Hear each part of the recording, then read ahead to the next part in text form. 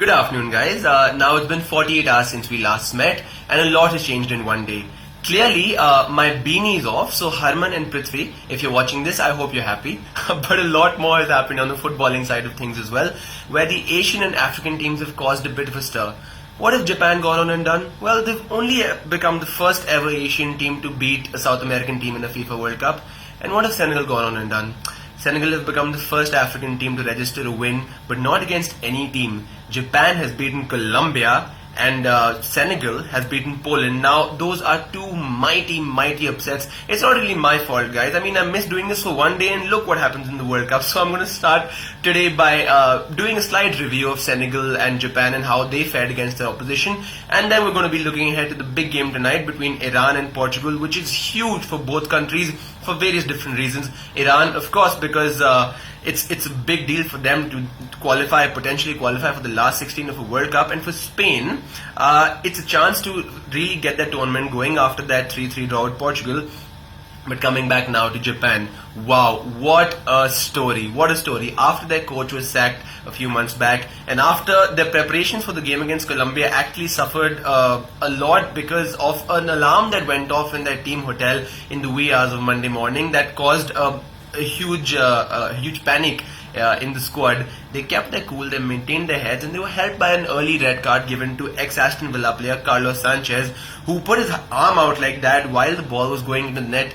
A clear red card. Even the Robin Singh disagreed with this in his own analysis. Robin Singh, for those who don't know, is an ex-India player. Not an ex-India player, but he's currently out of the squad.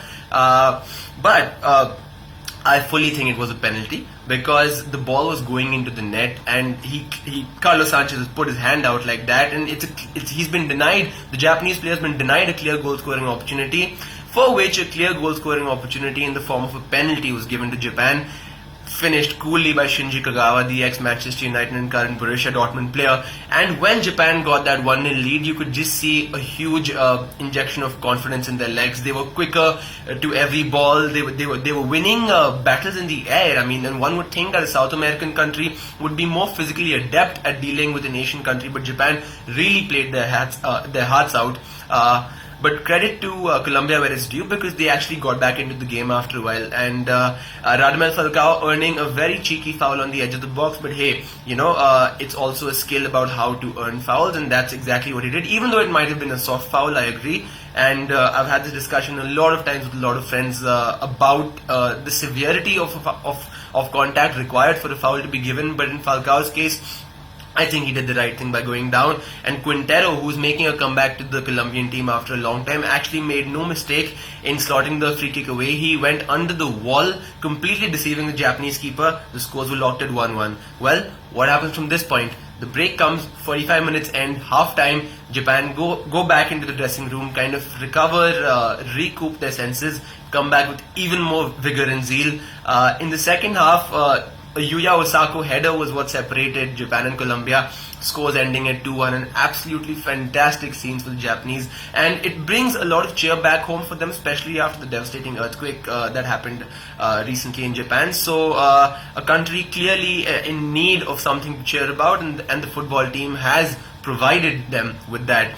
Senegal, on the other hand, now coached by a gentleman called Aliou Cisse, who's the youngest coach at the World Cup this time, did a fantastic job in setting his team up against Poland, led by Sadio Mane of Liverpool, captained by Sadio Mane of Liverpool, who actually had a decent game. He didn't have the best game that he could have, but the others around him actually stepped up to the plate and delivered. Now, the winning goal for Senegal was a bit controversial because the player that allegedly came on and interfered with the play was just off the pitch a mere seconds back, and it's not clear whether the referee had given him a clear signal to get back onto the pitch yet or not. Again, that's somewhere where I think VAR should come into use. The use of VAR in this tournament has been hugely debated. I feel for the first half till the England game, VAR was actually used very well.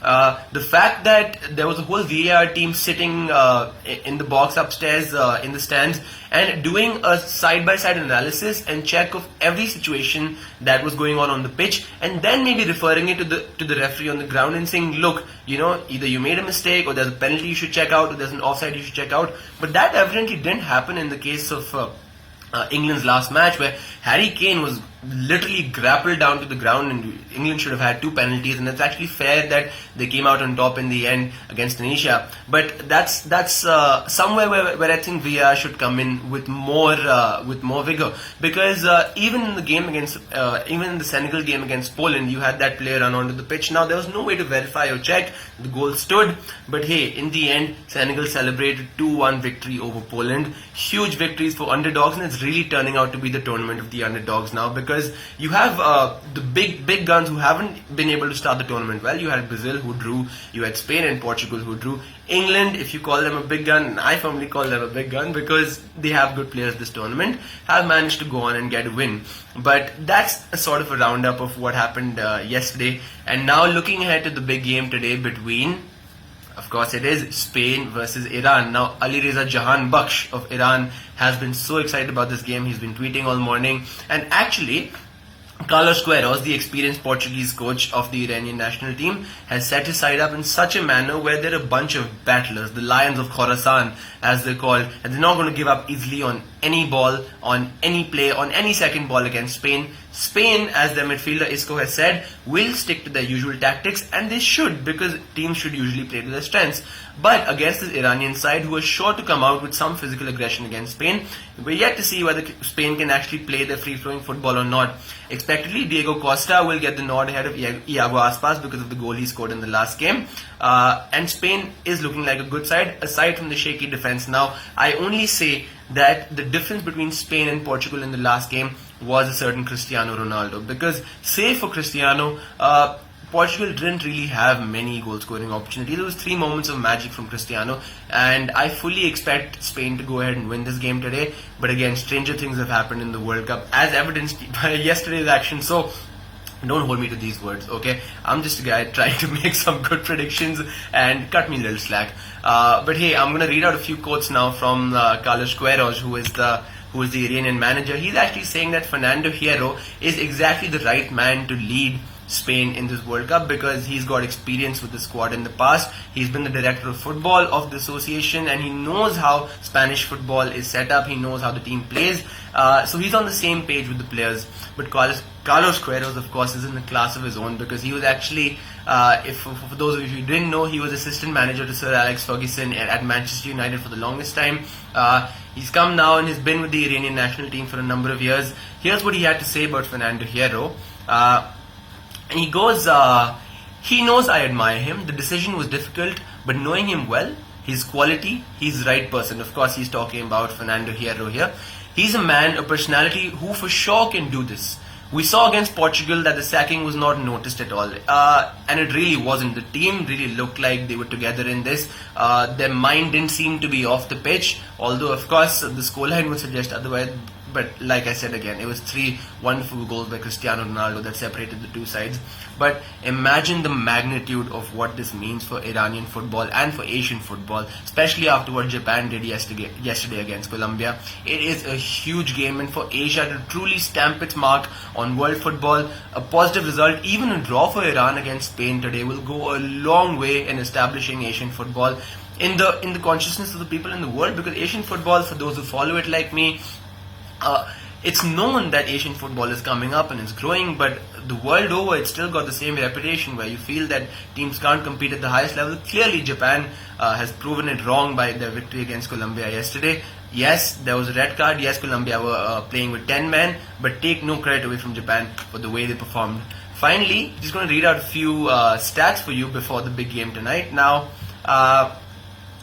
Spain midfielder Isco, continuing the quote that I spoke about earlier, said, "We will stick to the style that defines us as a team, but we have to pass the ball around a lot more and maintain possession. Possession is the name of the game for Spain." Head to head now, this will be the first encounter between Iran and Spain. Iran are winless against European opposition at the World Cup, having lost 5 of their previous 6 fixtures. If there's a day to change it, it's today. And Spain are unbeaten against Asian opponents at the World Cup. They've won 2, they've drawn 2, though they did lose on penalties after one of those draws. Against whom? South Korea in 2002. Well, teams seem to be channeling the spirit of South Korea, Japan of 2002. Senegal had, of course, reached the quarterfinals of that tournament. They've made a good start of the tournament again. And an Asian team, South Korea, the host, had done spectacularly by reaching the quarterfinals again. Is it going to happen again? Well, it's over to you, Iran, against Spain today. Cheers, guys. I'm going to see you tomorrow with another preview for another video and another match in the 2018 FIFA World Cup. Till then, it's goodbye.